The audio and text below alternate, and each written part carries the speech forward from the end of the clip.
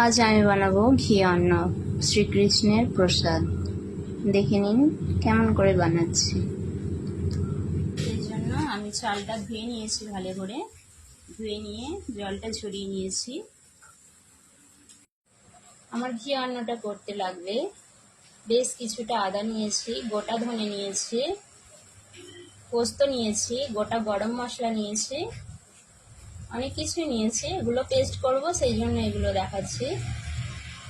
এলাচ নিয়েছি, আমি স্টার এনিস নিয়েছি। এগুলো এবার পেস্ট করে নেব আমি। আমার পেস্টটা হয়ে গেছে, দেখুন। আমি বাটিতে পেস্টটা ঢেলে নিয়েছি। আমি ঘি অন্নটা বানানোর জন্য একটা হাঁড়ি বসিয়ে দিয়েছি, বড় হাঁড়ি। এর মধ্যে ঘি দিয়ে দেব আমি। তেল দিয়ে দেব আমি। ঘি আর তেল দিয়ে আমি বানাবো। ঘি তেলটা দিয়ে দেওয়ার পরে আমি একটু কারি পাতা দিয়ে দেবো। কারি পাতাটা দিয়ে দিলাম, একটু শাহি জিরা দিয়ে দিলাম, স্বাদের জন্য আমি হিং দিয়ে দিচ্ছি। আমি যেহেতু সব রকম মশলা দিয়ে দিয়েছি পেস্টের সাথে, তাই এই কটা মশলা দিলাম আমি।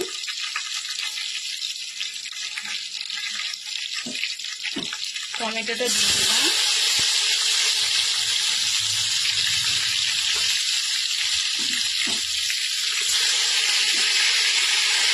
স্বাদ অনুসারে লবণটা দিয়ে দিলাম আমি।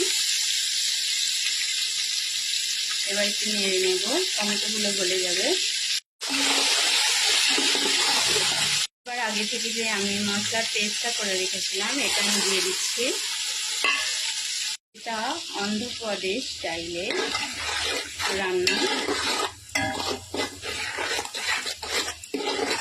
এটা নিরামিষ, পেঁয়াজ, নো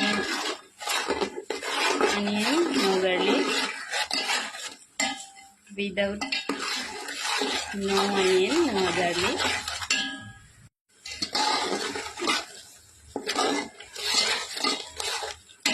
লঙ্কা গুঁড়ো দিয়ে দেবো আমি, অল্প করে দেব, একটু নাড়া দিয়ে দেব।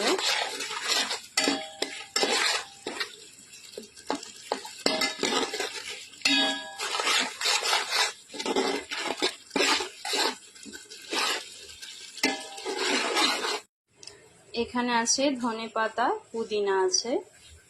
এরপর আমি মশলাটা হয়ে গেলে ধনে পাতা আর পুদিনাটা দিয়ে দেব। কোরিয়ান্ডার আর পুদিনাটা দিয়ে দিলাম আমি।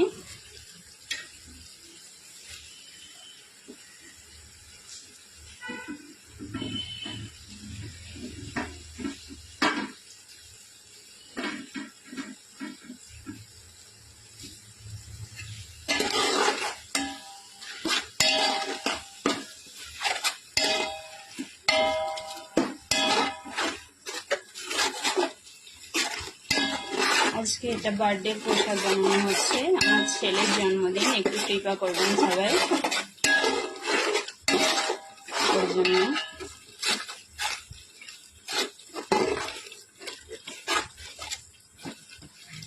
যেন ভগবানের সেবা করতে পারে। এবার আমি গাজরটা দিয়ে দিলাম, একটু নাড়াচাড়া করে নেব।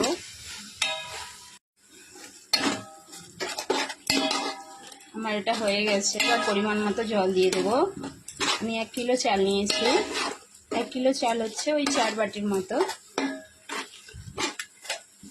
মিডিয়াম সাইজ বাটির মাপে।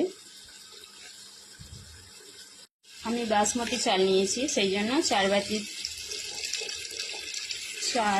চালে 4 বাটি জলই দিচ্ছি।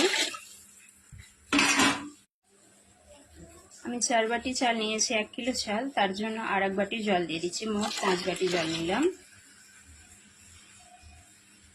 আমি জলটা ফুটে ওঠা অবধি অপেক্ষা করব। ঢাকনাটা লাগিয়ে দিলাম, 5 মিনিটের জন্য অপেক্ষা করছি, তারপর দেখাচ্ছি। এদিকে আমার বিরিয়ানির ঘি অন্ন জলটা ফুটে উঠেছে ভালোভাবে। আমি চালটা এবার ঢেলে দেব। আগে থেকে ধুয়ে রেখেছিলাম, চালটা আমি ঢেলে দিয়েছি। এবার একটু নাড়াচাড়া দিয়ে দিচ্ছি। এবার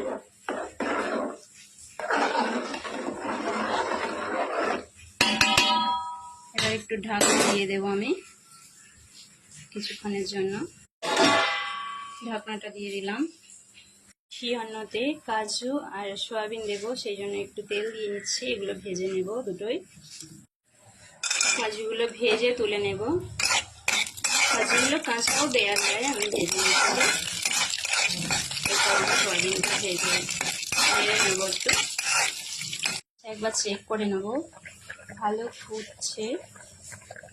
এখন কিছুক্ষণ ঢাকনা দিয়ে কমিয়ে রেখে দেবো, কম আছে। এগুলো আমার হয়ে গেছে, এবার তুলে নিচ্ছি। আমি কাজুগুলো দিয়ে দিচ্ছি। একটু স্বাদ ভালো হওয়ার জন্য আমি বাড়িতে বানানো মশলাটা দিয়ে দিলাম 1 চামচ। আর 1 চামচ দিয়ে দিচ্ছি, আমি 2 চামচ দিলাম, কারণ এটা অনেকটাই, তার জন্য 2 চামচ দিলাম আমি। প্রথমে তেল দিয়ে সয়াবিনগুলো দিয়ে একটু গরম মশলা দিয়ে দিয়েছিলাম, নুন দিয়েছিলাম। এবার ভেজে নিচ্ছি, ভেজে নিয়ে অন্যটাই দিয়ে দেবো সয়াবিনগুলো। দেখুন আমার ভাজা হয়ে গেছে, বেশি ভাজার দরকার নেই, দিয়ে নিচ্ছি। এবার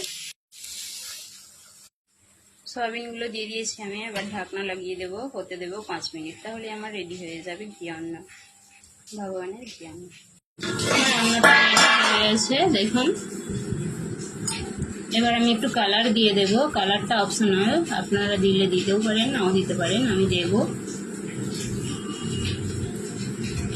ইয়েলো কালারটা দিয়ে দিলাম। আমি রেড ফুড কালারটা দিয়ে দেবো,